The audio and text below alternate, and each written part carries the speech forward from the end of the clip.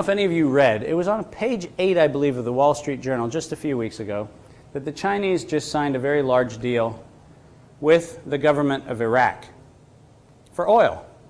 Anybody read that? Why wasn't it on the front page of every paper? Why after we liberated Iraq from the tyranny of all the tyrannies and the terrorists and everybody that we're supposed to fear, after we did all that, why is it that China, immediately following the Olympics, by the way, they were respectful enough to let the Paralympics happen before they actually pulled the plug. Why is it that China actually signed the largest oil contract with the government of Iraq? I think it's them exerting part one of an execution plan, which is if you want to reinforce your hegemony, I don't know, go to the place that was just conquered by the people who think they conquered something and actually get a deal that is unprecedented in terms of controlling future oil supplies coming out of Iraq. China is executing its plan. Last year, they discounted their Treasury holdings explicitly. In the People's Congress in October, they actually officially shorted the U.S. Treasury holdings that they have. Nobody in the U.S. has paid any attention to that. Subtle indicators that somebody's actually concerned about it come from the fact that when Congress tried to decouple the yuan from the dollar and get it to float more freely, for some reason, that effort kind of ran out of gas. Now, kind of ran out of gas could also be described as, we found out we don't have any leverage. Because it turns out China has our treasuries, China has our currency, and then here's the other problem. China actually owns our GNP. That's a little funny piece too. Because we were so aggressive at sending our jobs and our technology and everything else overseas because it was cheaper to produce. And Obama loves to talk about lost jobs. I'm not as interested in lost jobs as I am as the fact we lost our future. Our future, which came in the form of our innovations, our technologies, and so forth, actually were part of a mandatory technology transfer program instituted by the Chinese government in 1998 under a thing called the ICC scores, the International Cooperation Council for the State Council of Restructuring Economic Systems. Now that's a long acronym, and ICC scores is a long acronym, but what it really is when we actually entered into the you can't come back phase of our economic crisis.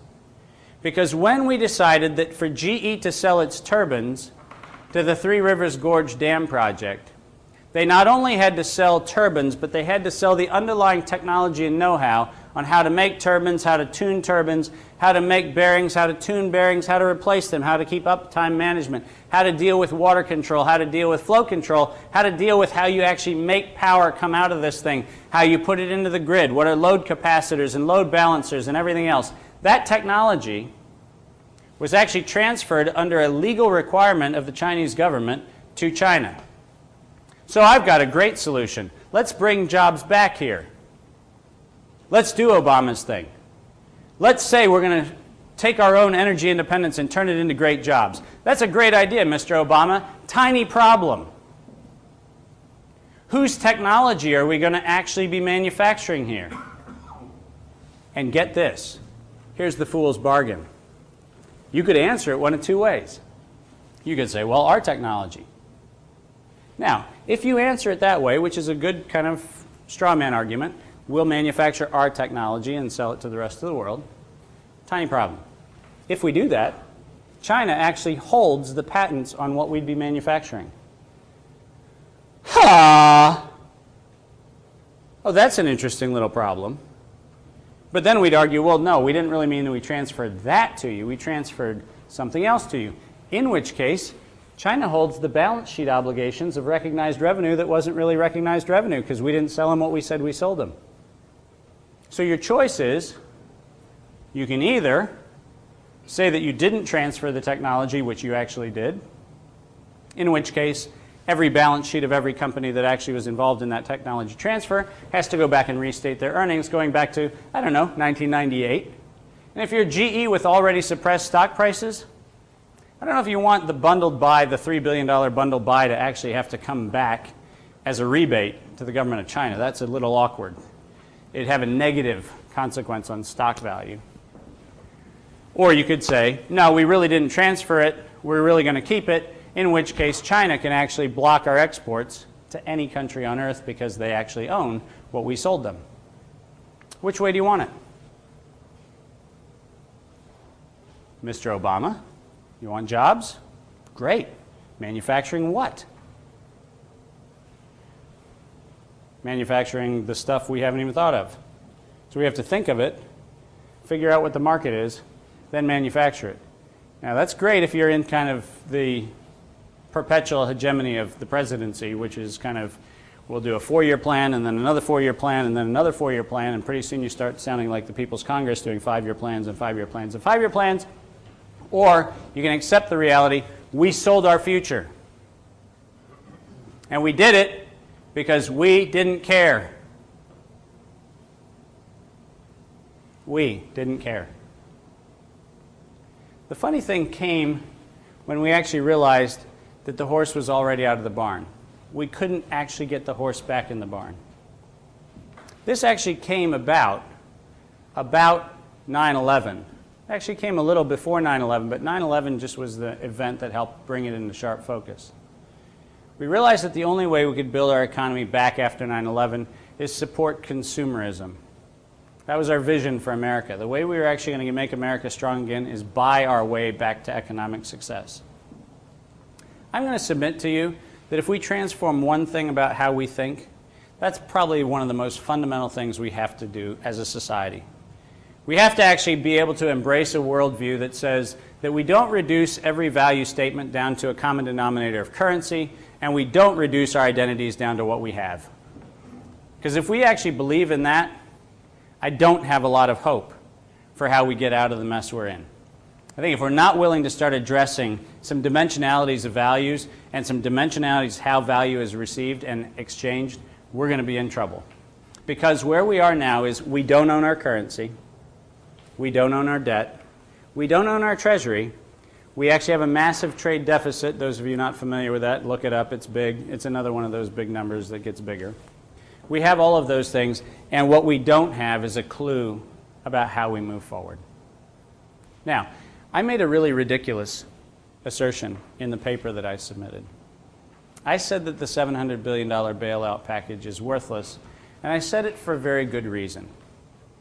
The reason why I said it's worthless is that it has been heralded, number one, as a way to solve the mortgage crisis. I just got done telling you the mortgage crisis isn't a mortgage crisis, it's a consumer credit crisis, and as such, it has no collateral to fall back on. Therefore, you can't fix it with trying to deal with the real estate problem. The second problem, and this is a very profound problem, and it goes to one of the great questions that was asked about the Bank of International Settlements. Bank of International Settlements has a very interesting role, and that is that they actually are the money laundering system, and I don't mean that pejoratively. It's just a clearinghouse. It's a way in which counterparty settlements are actually managed. So don't quote me as saying they are doing money laundering. They're not. It's a laundry process which allows you to do what's called bordereau settlements between very large banks. What that means is at the end of every fiscal reporting cycle, somebody has a bunch of debits and credits over here, somebody has a bunch of debits and credits over here, and they actually provide the facilitation to move those things in proportion. So the actual money isn't actually moving between banks, it's just rectifying accounts. It's a giant capacitor in the system. Sitting on top of that giant capacitor in the system is actually ICAP and other derivatives trading. So you actually have the clearinghouse for the financial institutions, and above that you have an interesting financial layer that sits atop that. Now, what creates an interesting problem is if you look at who owns those two things. Who owns those? What are the incentives for the owners of those? And it turns out that if you actually deconstruct the ownership of ICAP and you deconstruct the ownership of many of the BIS affiliated organizations, you find a very interesting non-US interest that's actually controlling those things. And I don't want to kind of spoil your day here, but it's not Goldman Sachs, it's not Citibank, it's not Bank of America, it's not the Bank of New York. It's actually a very interesting group of very, very wealthy, very, very old foreign investment interests. Some of them are from Asia, some of them are from Europe, and some of them are from Russia. That's why you should vote for Sarah Palin, because she can take care of the Russia piece. Putin's head flies over there, and then we fly these things, and that works. So we're good with that. What's interesting about the Russia thing is not that it's great Saturday Night Live material. What's interesting about the Russia thing is Russia has a very interesting exercise happening right now, and it's actually happening in isolation from China.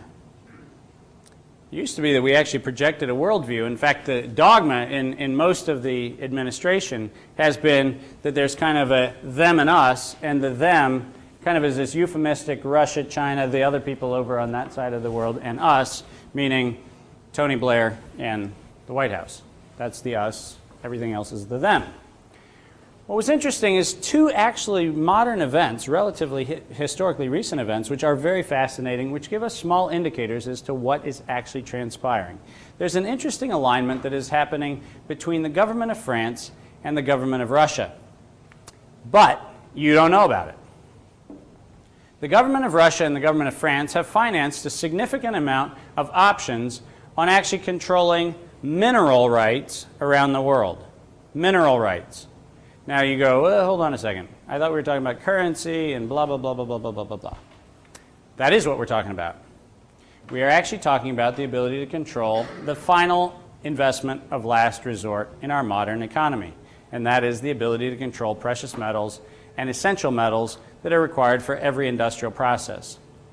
If you look at who is the principal owner of the largest equity speculation right now in any of the mining sector, you find out that it is none other than a gentleman by the name of Usmanov, who is a Russian oligarch, who has an unfortunate habit of not being very fond of people who criticize him.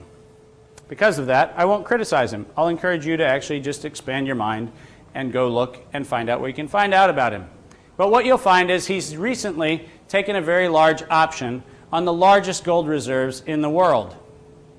The estimated take for his current field exercise is a exploration option which he's purchased for $1 per square kilometer, which the most recent assays are coming back projecting earnings of $3,000 per square meter.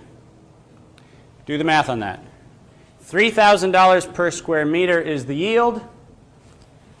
$1 a square kilometer is the cost.